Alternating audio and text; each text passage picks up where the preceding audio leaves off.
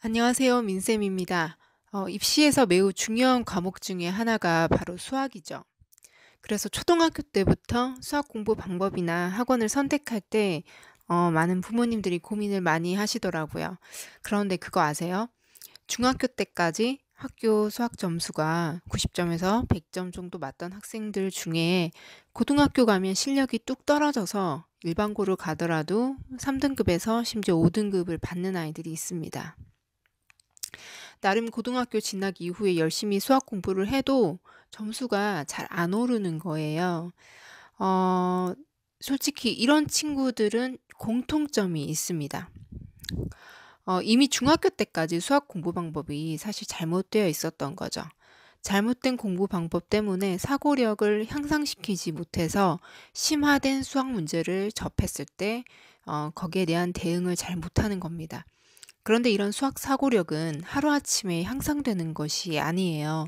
수학을 처음 접할 때, 즉 초등학교 때부터 사실 수학을 공부하는 방법, 습관 자체에서부터 격차가 벌어지게 됩니다. 수학적 사고력을 키운다는 건 특별한 건 아니고요. 쉽게 얘기해서 어려운 수학 문제를 만났을 때 스스로 해결하려는 도전적인 자세로 그 문제를 해결하는 생각하는 힘을 키우는 거예요. 사고력이 부족한 학생들은 보통 수학 문제를 푸는 것을 단순 암기식으로, 즉 문제를 푸는 게 아니라 문제 푸는 방법을 외워서 해결하려고 해요. 이런 경우는 보통 중학교 내신까지는 90점에서 100점 정도 나오는데 큰 지장은 없지만 고등학교 수학을 할 때는 절대 이 방법이 통하지 않습니다. 또 사고력이 부족한 친구들은 수학을 그냥 계산만 하려고 해요. 이제 문제를 정확하게 이해하고 문제가 원하는 바가 무엇인지 생각을 잘 하지 않는 거죠. 그런데 문제가 원하는 바가 무엇인지 알아야 거기에 필요한 원리를 가져올 수 있고 이때 계산을 하더라도 의미가 있겠죠. 학년이 올라갈수록 단순 계산 문제는 줄어들고 문제를 정확하게 이해하고 해결 방법을 고민해야 풀 수 있는 문제들이 많이 나오는데 결국 이게 준비가 되지 않으면 빠르면 중학교 가서 늦어도 고등학교 올라가면 수학 실력의 한계를 드러내게 됩니다. 자, 그렇다면 이런 사고력을 키우기 위해서 어떻게 해야 하느냐? 사실 이 문제 때문에 수학 사고력 학원에 보내야겠다고 생각하시는 분들이 계십니다. 사고력 학원 브랜드에는 여러 종류가 있는데 많이 들어보셨을 거예요. 제가 특정 브랜드를 전부 다 공개하기는 좀 조심스러워서 C 무슨 학원도 있고요. 브 삐리리 학원, 소 삐리리 학원, 와 삐리리 학원 이렇게 좀 다양합니다. 저 역시 이쪽 계통 학원에서 근무한 적이 있어서 이런 프로그램의 어떤 맥락의 어떤 장점에 대해서는 일부 동의를 합니다. 사고력 수학 학원들은 사고력 향상을 위한 교육 방법을 체계적으로 프로그램화해서 보급을 하기 때문입니다. 하지만 제가 근무를 하면서 느꼈던 부분인데요. 이게 학원 프로그램이 아무리 좋아도 가르치는 분들의 역량과 열정에 따라서 아이들 사고력 향상에 도움이 될 수도 있고 의미가 없을 수도 있다는 겁니다. 어떤 선생님들은 사고력 수학을 수업할 때 아이들이 생각하는 힘을 키울 수 있도록 몇 가지 노력들을 합니다. 또래 집단의 토론을 통해서 문제를 제대로 해석하고 또 다양한 각도로 풀어볼 수 있다는 점을 알 수 있도록 유도를 합니다. 사실 선생님이 다 풀이를 해주고 이게 답이야라고 말해주는 게 강사 입장에선 제일 편하긴 하지만 사고력 수학 수업을 제대로 하는 분들은 가능하면 아이들이 스스로 답을 찾아보도록 힌트를 주고 또 기다려 주세요. 그런데 똑같이 사고력 수학 프로그램이 있어도 어떤 선생님들은 그냥 토론 형식적으로 그냥 시켰다가 아이들이 못 풀면 시간 안에 진도를 좀 빼야 되니까 그냥 이렇게 선생님들이 다 해결해주고 끝나는 경우들이 있어요.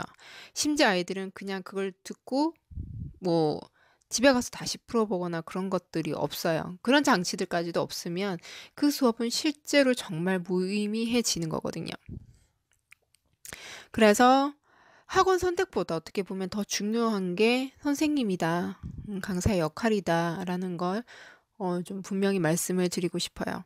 솔직히 제대로 수업하시는 수학 선생님을 만나면 사고력 수학 학원을 안 다녀도 됩니다. 일반 입시 수학 학원에서도 정말 제대로 수업을 하시는 분들은 따로 사고력 수학 프로그램을 사용하지 않고 자기가 스스로 그러한 그 수업을 유도합니다. 진짜 수학을 잘하는 방법을 알고 계시고 또 본인이 열정이 있다면 그 방법대로 아이들이 수학 공부를 하도록 이끌어 나가시는 거죠. 그래서 잘 찾아보시면 일타 강사, 흔히 이제 입시에서 유명한 그런 수학 강사들이 의외로 사고력 수학 학원에 대해서 잘 모르세요. 그게 왜 필요한지 전혀 공감 못 하시는 분들도 많습니다. 사고력 수학 학원 브랜드 종류를 잘 아시는 분들은 주로 초등학교 자녀를 두신 학부모님들이세요. 그중에서도 되게 좀 뭐라고 해야 되나, 이쪽 그 사교육 쪽에 굉장히 관심 많이 두고 계신 분들이죠. 그 시기에 아이들이 가장 중요한 마케팅 대상이기 때문에 어머니들께 잘 알려질 수밖에 없습니다. 사고력 수학 학원들 중에서 이 학원이 좋나요? 저 학원이 좋나요? 라고 많이 물어보시는데 사실 그게 정말 중요하지 않거든요. 저는 이제 뭐 그 사고력 수학 학원 프로그램을 운영하는 어떤 학원에 실제 제가 관리자로 근무를 했었고, 그 저희 학원에 신규 선생님들 들어오면 제가 직접 교육을 담당을 했고 또 학부모님들 대상으로 교육 상담을 했기 때문에 타 회사 프로그램에 대해서도 관심을 좀 갖고 조사를 한 적이 있어요. 그런 제 입장에서 말씀드리고 싶은 것은 굳이 사고력 학원을 보내고자 하신다면 프로그램보다 더 중요한 건 가르치는 선생님 그리고 또래 집단이다라는 점을 좀 강조드리고 싶습니다. 그럼 사고력 수학을 가르치는 선생님들은 어떤 분들이 좋은가? 일단은 그 사고력 수학 학원 프로그램들 자체가 상위권 초등학생을 위한 프로그램이에요. 그래서 초등학생 교재라도 일부는 이제 어떤 고학년 또는 중학교 심화 개념을 다룹니다. 따라서 선생님들이 최소한 중학교 또는 고등학교 1학년 수학 정도는 소화할 수 있는 정도의 실력을 가진 선생님들이어야 합니다. 이게 되고 나서 가르치는 방법에 대한 어떤 별도의 회사 차원의 트레이닝을 받는 것이 의미가 있습니다. 사고력 학원의 주된 대상이 주로 초등학생들이기 때문에 일부 학원들, 특히 이제 지방의 경우는 그냥 수업받는 연령이 어린 초등학생들이니까 초등학생들 비위를 잘 맞추는 선생님들을 선호하기도 해요. 실제 어머니들 중에서도 실력 있는 선생님들보다 아이에게 이쁘다고 말 한마디 더 해주는 선생님들을 좋아하시는 경우를 제가 많이 봤거든요. 어린아이를 보내다 보니까 부모로서 신경이 쓰일 수 있는데, 하지만 이게 냉정하게 봤을 때 수학은요, 일단 선생님들이 실력이 되고 봐야 됩니다. 그래야 문제를 어떻게 접근하는지 제대로 방향을 잡아 주실 수가 있어요.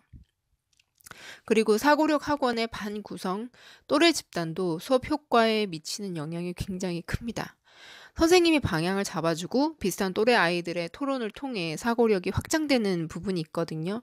그런데 이게 수준이 안 맞는 아이들이 한 반이 되면 사실 진행이 어려워요. 일반적으로 상위 30% 안에 들어가는 아이들이 사고력 수학 수업에 적합한데 이 안에서도 사실 격차가 벌어지거든요. 일부 지역의 경우에는 적합한 아이들이 그러니까 비슷한 수준의 아이들이 같은 시간대에 모이기 어렵다 보니까 실력 차이가 있는 아이들이 같은 반이 되는 경우도 있을 수가 있습니다. 이 점도 좀 살피셔야 돼요.